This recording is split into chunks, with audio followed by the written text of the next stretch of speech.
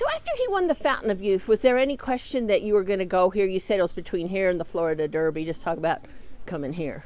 No, we'd planned on coming here the whole time, but you have to keep that option open because you have to see who's running in every race. We'd made a plan to run in the Fountain of Youth right after the Remsen. I said I was going to run the Fountain of Youth and then the Bluegrass. But, you can't say the Florida Derby's completely out of the realm because what happens if no one shows up and entered there, we would have went. You just have to wait and see who's running. And I definitely wanted to stay away from Todd's horse. He's a really fast horse. And we decided the Bluegrass, everybody kind of mapped out where they're going to be early in the year. And it was kind of nice that Rapoli came out early and told us. And just worked out good for all of us to stay away from each other until now. But you're not staying away from Sierra Leone.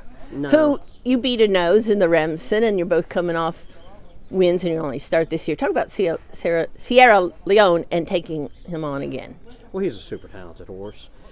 He's good for us to run against as opposed to Fierceness because there are two different running styles. He's going to break, and Chad's going to let him do his thing, sit back there and make one big run.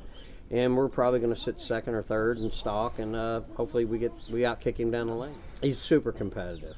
And he's so athletic on his feet. As a baby, I was extremely high on him before he ever ran.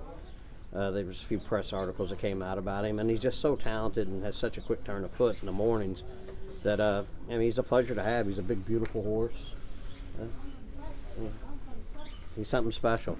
So, when you're working horses all your life, you just got to be blessed that you get one like this because they don't come around very often to the small stables. When you look at the Bluegrass field overall, the thoughts? I think it's a really talented field. Some of them are lightly raced. Top Connor's a super nice horse. His owner's a super nice guy, Sean Flanagan. So I'm hoping he runs well so he can go to the Derby with us. He's a nice guy and deserves to be there. Brooke Smith from Danny Hutt days. Brooke's got part of Sierra Leone, and we're really good friends. I text him pretty much every other day. So, it's exciting that, there's a lot of my friends that have horses in the race. So, it's a good field. Brad Cox, who I grew up right down the street from, we're not far, 3 streets apart. He's really, really high on his horse. So, I think he's probably, he's going to be tough to beat. And I think he'll be right there with us the whole race. And he's a nice colt. You've been pretty much in New York your whole, as your own barn as a trainer, but you are from Louisville. Yeah. And just the thoughts of coming back to Louisville with, touch wood, a Derby horse. Well, it's exciting. We ran one in the Derby a few years back. I think it was like 5 years ago, 6 years. It was fun to have your first Derby starter, and it's really exciting this year because I think we have a legitimate Derby contender. We were happy to be there with Tax, and it was a fun time just to be in the Derby and have, we thought if he got lucky, he could run big. But, we think we have a serious contender. And to be able to come back and have a horse that has a chance to win the race is really exciting.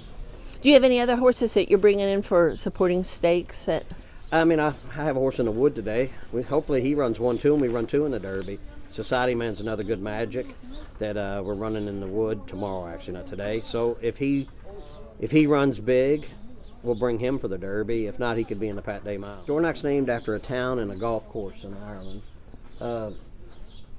One of his owners went and played Royal Dornoch, and when they send a list of names over to pick from, we all go over it, and there's like 7, 8 names before we picked one, and really, I like the name. Yeah. So, but I like one-word names, so I really like the name, and so when Larry decided from his list, we decided on this one, and I think it's cool. This is a horse you've been very high on from the first time he came into your barn? Yeah. I think Dave Brennan did an article in 2 weeks before Saratoga, and I say he's the best horse I ever trained then.